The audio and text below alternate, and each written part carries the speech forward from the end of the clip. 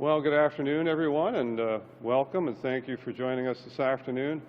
Before we begin, I'd like to acknowledge that the City of Hamilton is situated on the traditional territory of the Erie, Neutral, Huron-Wendat, Haudenosaunee, and Mississaugas.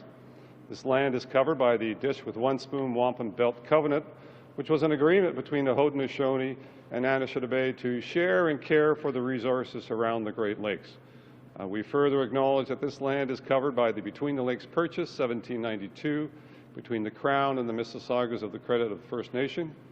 So on behalf of the City of Hamilton, I'd like to welcome Premier Ford back to Hamilton alongside our Member of Parliament, Donna Skelly, in advance of opening a large-scale COVID-19 vaccination clinic right here at the First Ontario Centre. Beginning on Monday, March the 22nd, the First Ontario Centre Clinic will expand our local vaccination program. At its capacity, this clinic can administer approximately 3,000 vaccines per day, and under the steadfast management of Hamilton's Public Health Services in partnership with St. Joseph's Healthcare Hamilton, the Hamilton Health Sciences, the primary care physicians, and the Hamilton Paramedic Services, this clinic plays an important role in our fight against COVID-19. I'd also like to thank Global Spectrum for their cooperation and collaboration on making this happen. This is a facility managed by Global Spectrum, and certainly their help and collaboration has also made it very possible. We are pleased that the Ontario government is here today, recognizing the hard work and dedication of our public health teams. Under the leadership of Dr. Elizabeth Richardson, just recently designated a Distinguished Woman of the Year right here in Hamilton. Very deserving a designation for sure, and we're very proud of the work she's doing and has done and continues to do. Having said that, with the constraints of the vaccine supply, our teams continue to make great progress in vaccinating residents as per the provincial rollout plan. So as of this morning, 62,619 doses of the vaccine have been administered in the City of Hamilton. And we know people are eager to get vaccinated, and that's why we're doing additional clinics throughout our community. Our commitment, and I'm sure the province's commitment, is to getting the vaccine into the arms of as many Hamiltonians as quickly as possible. So we are ready and look forward to receiving more vaccines in the weeks to come. I do want to say and shout out and send my gratitude to the Premier for his unwavering leadership during this pandemic. I can only imagine how challenging it has been for him and his team to try and get a smooth rollout of not only the impacts of our pandemic, but the vaccinations as we roll it out now. And having that all converge all at the same time is no easy task, and I just want to tip my hat to the Premier for a great job under very, very difficult circumstances. So now it's my pleasure to welcome the Premier of Ontario to the podium, Premier Doug Ford. Premier? That's great, and thank you so much, Mayor Eisenberger, for the kind introduction and for everything you're doing here in Hamilton. I'll tell you, folks, when I took a look around here, it's impressive. It's absolutely amazing through the Mayor's leadership and Dr. Richardson's leadership and the whole team putting this together. I'd also like to give a shout out to my MPP, Donna Skelly. I can tell the people of Hamilton she's a fierce advocate for Hamilton and an absolute champion at Queen's Park. It's great to be here at First Ontario Centre to see the mass immunization clinic, which will open to the public on Monday. I want to take a minute to recognize some of the incredible people who are making this clinic possible. And it's a really big team all working together, and that's the key word, working together. Jeanette Smith, Dr. Elizabeth Richardson, and by the way, congratulations on being the Woman of the Year, Paul Johnson and Michelle Baird, plus everyone at the Hamilton Public Health Services, St. Joseph's Healthcare, and Hamilton Health Services, and all of the volunteers who will staff this clinic. Thanks to each and every one of you. While we count down to the opening of this clinic, I'm pleased to report that our public response to our vaccine rollout has been absolutely enormous. On the day it launched, Ontario's vaccine portal set up over, and this is pretty staggering. You know, you get a couple bumps in the road on the first day, but just think of this: over 133,000 appointments province-wide for those 80 plus, 9,000 appointments right here in Hamilton alone. We continue to book new appointments, and today we have over 225,000 vaccine appointments booked through the provincial booking system. Let me just put that into perspective. That's just the provincial booking system. As I met with the general this morning, he told me close to 400,000 appointments have been booked. So thank you to all the great folks doing that. Thank you to everyone who has signed up and to everyone else for being patient until it comes your turn. At full capacity, this clinic here will administer 3,000 vaccines a day. And we're on our way to being able to administer 150,000 doses per day across the province. And that's just the beginning, my friends. But as I keep saying, that all depends on one thing: the supply of vaccines. As you can see behind me, the infrastructure is in place, and we're ready. Thanks to the drive and determination of Team Ontario, our capacity to administer vaccines is steadily increasing as we open up new mass immunization sites, ramp up our pharmacies, get doses into doctors' offices, and activate our mobile clinics. Because of these efforts, we're making tremendous progress. In fact, as of last night, nearly 50% of all residents aged 80 or older have now received at least their first dose. That's just absolutely remarkable, but we can do much more.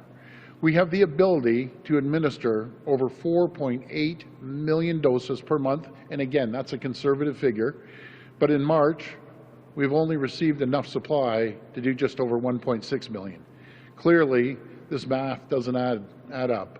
We need the federal government to step up and ensure we get enough doses to fulfill our ability to deliver. In the meantime, I encourage Ontarians 80 years and over to book a vaccine appointment. Visit ontario.ca/bookvaccine or call 1-888-999-6488. That's 1-888-999-6488. And I'm going to go back to this call center. They've done an incredible job. I want to thank all 2,200 operators, and the wait time the last 24 hours, they told me, is less than a minute. So they're pumping it out, and I'm going to put it into perspective again. With California has 40 million people, they have 1,000 operators. Quebec has 8.5 million people, they have 600 operators. Ontario, 15 million people, 2,200 operators. So they're doing a great job. They have a relative or a friend. If you could assist them to make an appointment, it'd be greatly appreciated. Folks, this light at the end of the tunnel is getting brighter every single day, thanks to our great work from our mayors, regions across the province, the public health units, and I got to give a shout out to the paramedics, all the hospitals, the docs and the nurses. You're the champions. So thank you, and God bless the people of Ontario. Now I'll pass it over to MPP Skelly. Thank you, Premier. I am so pleased to be here at First Ontario Centre this afternoon to see firsthand how much effort has gone on to creating this large-scale vaccination site. Now, if there is adequate supply, and that is the key, if our government is capable of vaccinating 150,000 people per day. In fact, this site alone can vaccinate up to 3,000 people per day right here if and only if the federal government comes through and delivers the vaccines. A small army of staff has been working tirelessly to put this clinic together and, above all, to ensure that the public is safe. What we see today and what we will see over the next number of months is the result of the collaborative effort by St. Joe's Healthcare, Hamilton Health Sciences, Hamilton Paramedics, and primary care physicians, and of course, the Hamilton Public Health Department under the leadership of Dr. Elizabeth Richardson and the city with Paul Johnson. I've often said Hamilton is a big city with a small town heart. Our city was built by hardworking men and women in the steel industry, people whose strength, resolve, and compassion laid the groundwork for what we see today, a community that has put aside our differences and come together for the greater good. And that is one of the reasons I'm so proud to call Hamilton home. If you present a challenge to the people in this city, they will rise to the occasion. They will go above and beyond what needs to be done, and they'll do it with grit and determination. Most importantly, people in this city are driven to help because they sincerely care about the well-being of others, especially the most vulnerable. I want to share an experience, my parents' experience, at a mobile vaccination site in Hamilton last week. Understandably, because they're elderly, my mother just turned 90, they were a little nervous. But they told me as soon as they walked in, the staff made them feel very comfortable. They were kind and caring and helped them through every step of the process. The staff at the vaccine clinics made what my parents thought would be intimidating into a very easy experience for them and the other elderly residents. And for that, a sincere thank you. Because of all of your efforts, the vaccine rollout in Hamilton will be a success. Thank you. We'll go to the phone line now for questions. Just a reminder, it's one question and one follow-up, please. First question from Sean Steffers at the Canadian Press. Please go ahead. Hi, Sean. Good afternoon, Premier.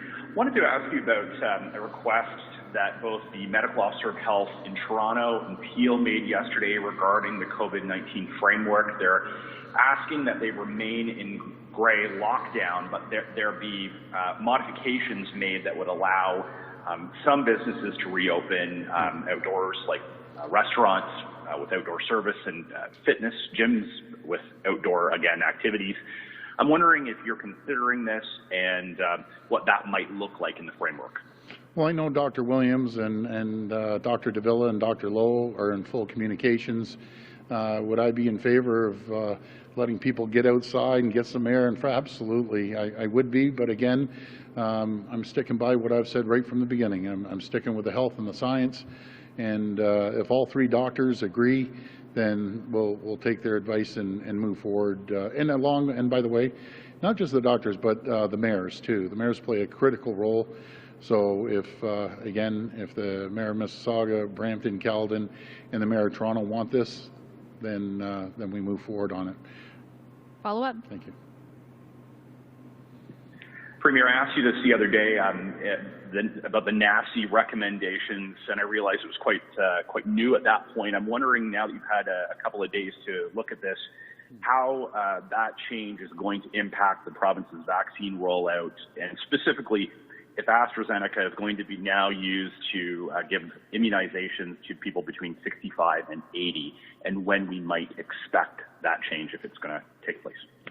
Yeah, so they, as I said the other day, they kind of changed the goalpost, and I had a good conversation with the folks here in the logistics side of it. When you change the goalposts, it's amazing how things have to change on making sure that we roll this out. But we want to get going on it as soon as possible. I think it's good news that we can use AstraZeneca for 60 plus all the way up. And I think it just gives us more flexibility and more ammunition to get needles into people's arms. Next question. From Graham Richardson at CTV Ottawa. Please go ahead. Hi, Graham. Premier, Ottawa moving into the red with an increasing caseload. There's some suggestion, given that there's, I think today, 21 people in hospital, 5 people in ICU in the city with COVID, that the case count is not the only measure.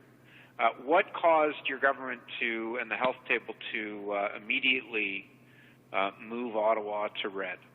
Well, the request from Dr. Etches, and by the way, Dr. Etches is just doing an incredible job out in Ottawa. They're in full communications with Dr. Williams. That was a request, and we always listen to the local medical officer of health. So, folks, let's just follow medical advice, the protocols, and this is no time to let our guard down. I'll tell you, we have to keep our guard up more than ever before, and we have to make sure that we immunize as many people as possible. And who's doing it an incredible job is Ottawa. I use them as an example. I'll use Hamilton too.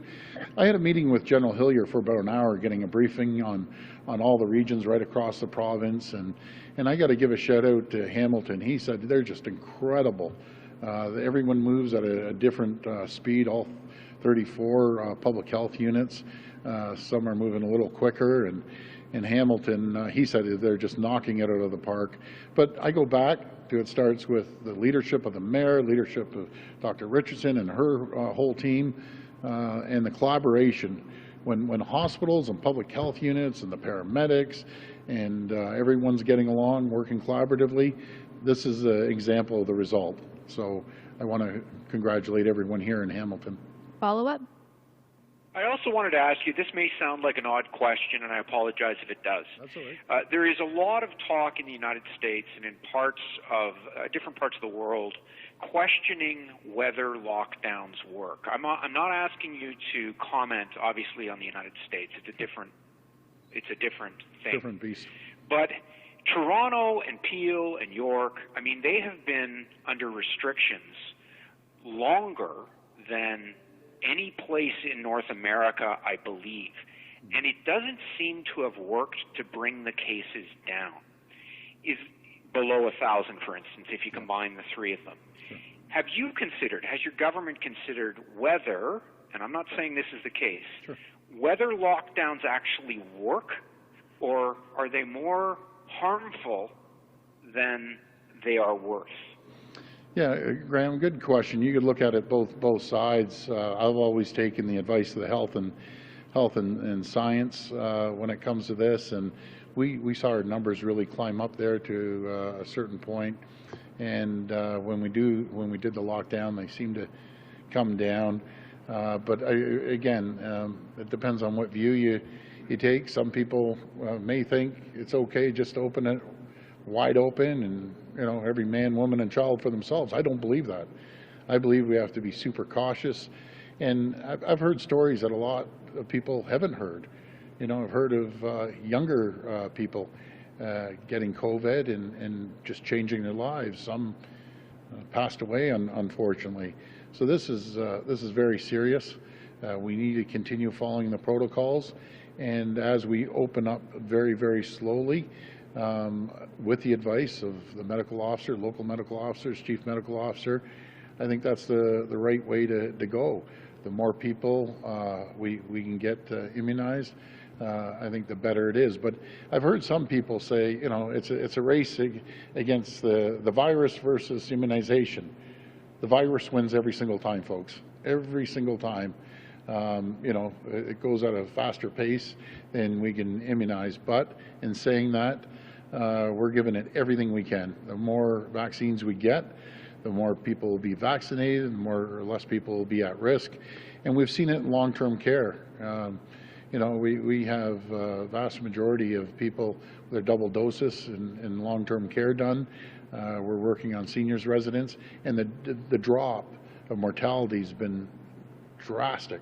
You know, you see one or two, and as far as I'm concerned, one or two are too many. Some days are zero.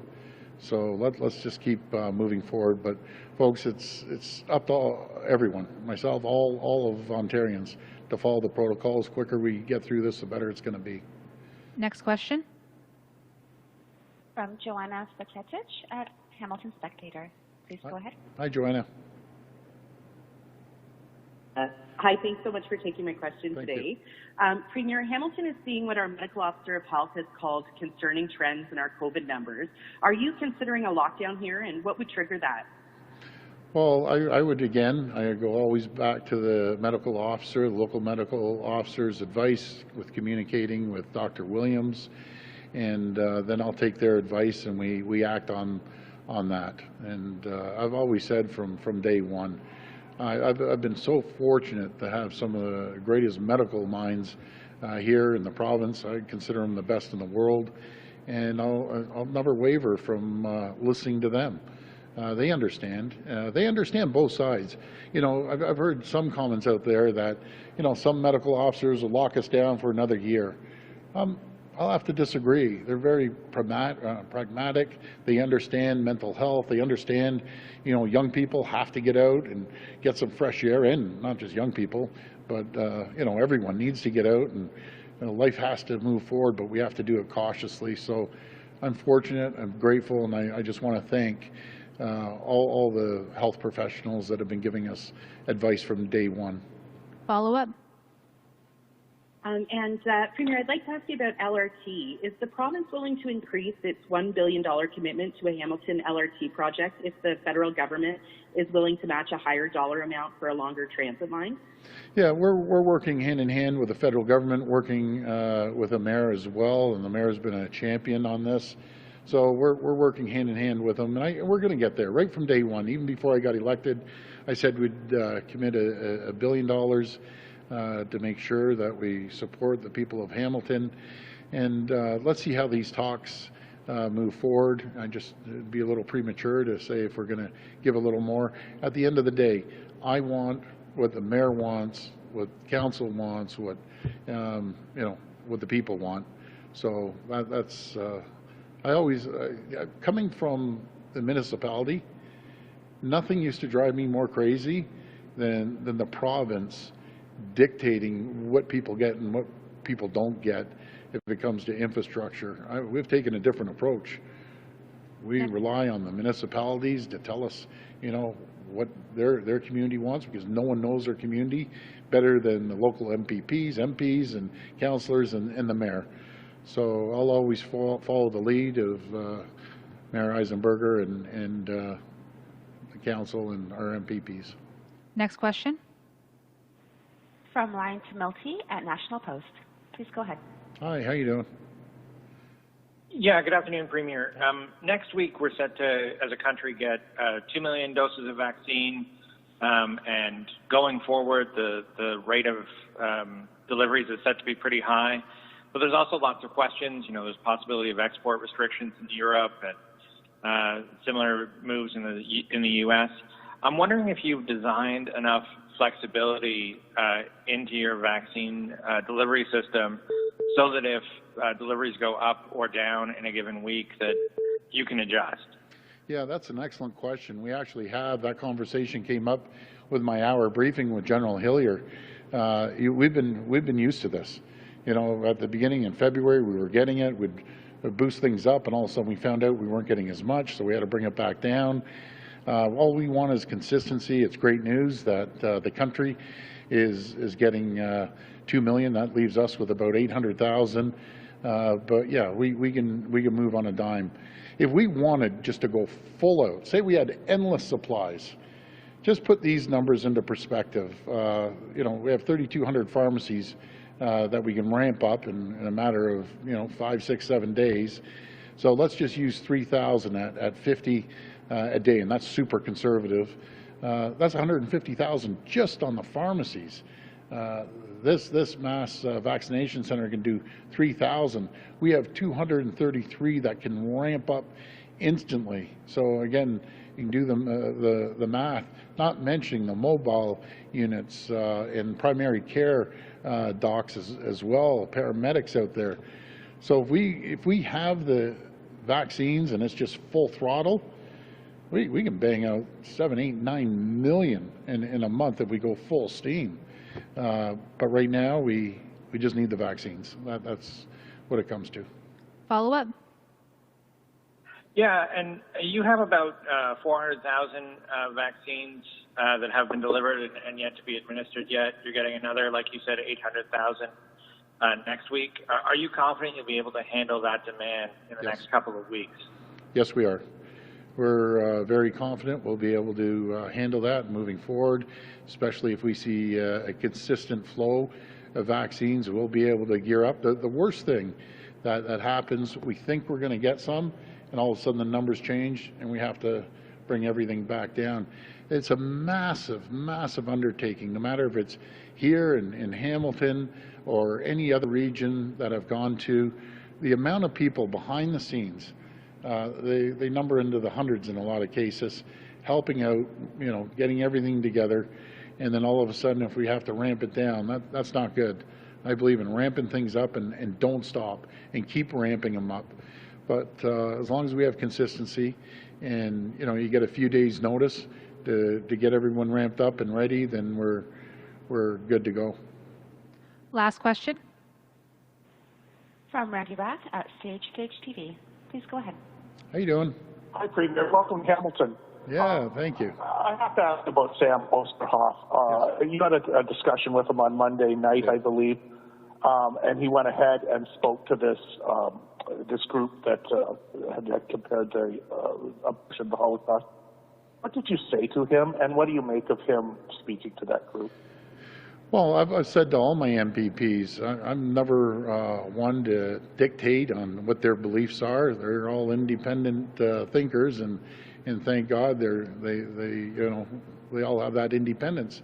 It's not up to any leader to tell individuals what their beliefs should be. What I did tell them, and I was adamant about it, the group, and it wasn't Sam, but the group, you can't compare anything to the Holocaust.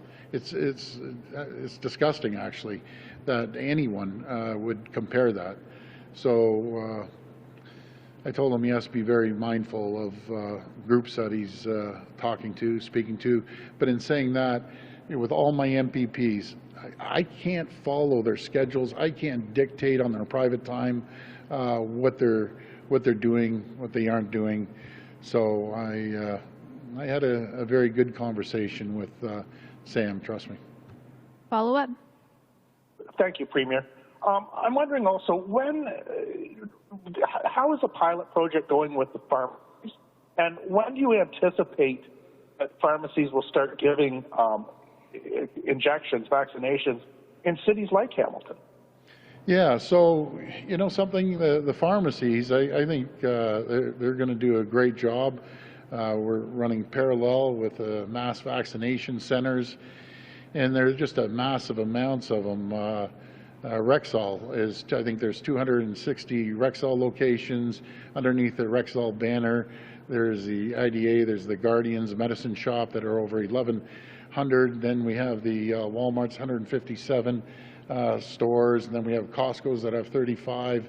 Then we have Shoppers that's I believe 260, and then they have 680. I apologize, and Loblaw's 200 and I think about 240, and so and then we have the independents. We have the independents that are about 1,000. So the output power, if everyone ramps up, is staggering. Is absolutely staggering. Again, if we do even 3,000, conservatively speaking, they tell me in some cases they can get up to 100 depending on the size of the pharmacy. But even if we do 50 a day, that's 150,000 just on the pharmacies, not to mention the mass vaccination centers. So what I don't want to do, I don't want to ramp up 3,000. We're going to ramp up another 300. We're going to bring it up to about 700. And then we're going to ramp it up over 1,000 in a couple more weeks, and then when we get more, I'll just unleash it. 3,000, 3,200, go full steam, and we'll be pumping this stuff out like we've never seen before.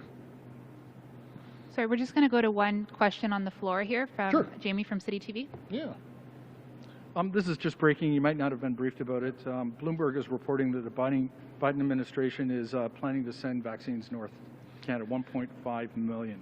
A, do you know about it? B, your thoughts about them sharing their vaccines now? Oh, God bless America. They're coming to our rescue. Thank God. I've been bugging Trump. I've been bugging Biden, all of them. They must get sick of Doug Ford asking for help. But our greatest partner, our greatest trading partner, our greatest friend in the world, President Biden, thank you. And once I get them, I will call you the champion. But I need to get the delivery first. So thank you. And I appreciate it. We've been waiting. That's what true neighbors do. You help each other out in a crisis. And I understand they got to get their people done first. I'd be no different. But thank you. Bring it on. If we have to go down there and pick them up, I'll drive down there in my pickup and pick them up if we have to. Well, it's unconfirmed. I heard rumors, but this is good news. If they can help out, God bless them. We're ready. We'll take all the vaccines you can give us. So that's fabulous news. Right. Thanks, everyone. Thank you, everyone. Thank you.